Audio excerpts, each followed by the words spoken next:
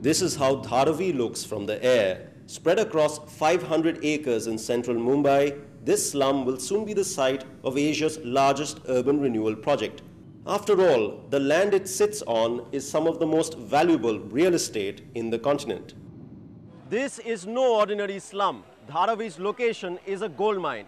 Situated right in the heart of India's financial capital, it offers a huge commercial potential that the government now wants to unlock. The Dharavi redevelopment project is the brainchild of architect Mukesh Mehta. It offers a win-win solution where slum dwellers will be provided 225 square foot apartments free of cost in high-rise buildings, and the freed up land will be sold by developers. The strategy is that you use the land as the resource, you improve the quality of life of people, you harness the human resources, think of slum dwellers as net assets rather than liabilities, and develop their capabilities to the maximum so that they become net contributors to the economy. The project seeks to tear down the slum and replace it with residential towers, industrial parks, golf courses, a sports complex and hotels. Grime is set to give way to glitter. We've divided Dharavi into 5 sectors. Each developer would get 1 sector, which is approximately 100 acres of land. The developer will have to rehouse each and every one of those families, businesses, industries, etc. within the same general area. Then they'll have to provide amenities like schools, colleges, hospitals, parks, etc.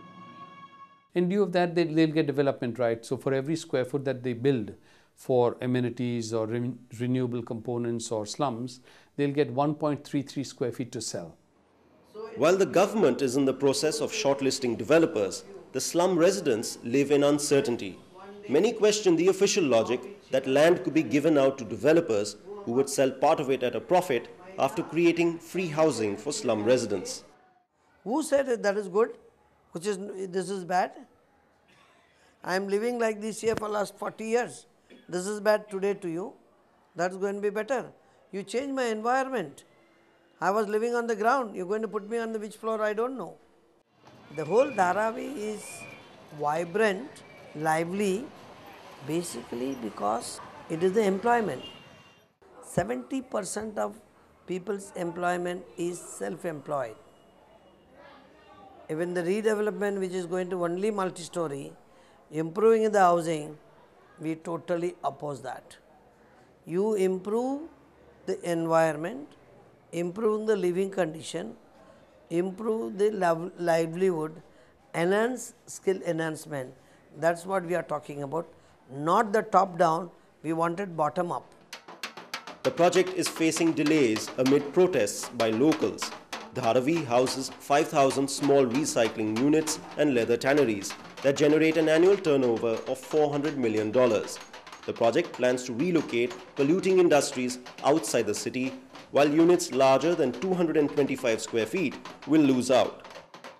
हम लोग का नुकसान ही है क्योंकि हम लोग कितनी बड़ी-बड़ी जगह है वो जगह थोड़ा देने को बोलते हैं तो उससे अपना कारोबार बंद हो जाएगा ना उतने में हम जगह में काम नहीं कर सकते 55% of Mumbai's population lives in slums like Dharavi, and finding them a low-cost housing solution which meets their needs is fraught with difficulties.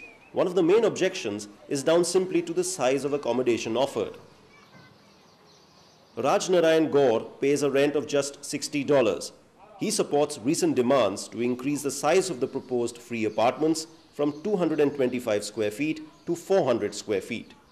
4 भाई हूँ, ठीक है, अभी नीचे ऊपर कैसा भी करके रह रहे हैं. अगर मान लो 100-200 होता है तो 2 फैमिली तो रह नहीं सकते, किसी कीमत पे नहीं रह सकते. इसलिए हम जो राजू जी का प्लान है उससे हम एकदम सहमत हैं. It will affect the whole of Mumbai because Dharavi provides cheap labor and the cheap stay for those labor. And once there is no place called Dharavi, it will be very hard for the Mumbaikars to get labor. Once the people have to travel from 50 kilometers to 100 kilometers, how can they come for work over here? But the biggest grouse Dharavi's residents have is that they are not getting a share of the profits that developers stand to make. With the slum just a stone's throw away from the upmarket financial center in Bandra Kurla, its land alone is estimated to be worth $10 billion.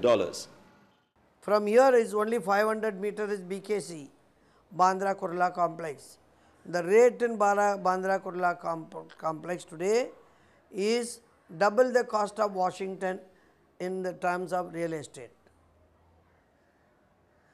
Dharavi is only 500 meter. So what Dharavi rate should be?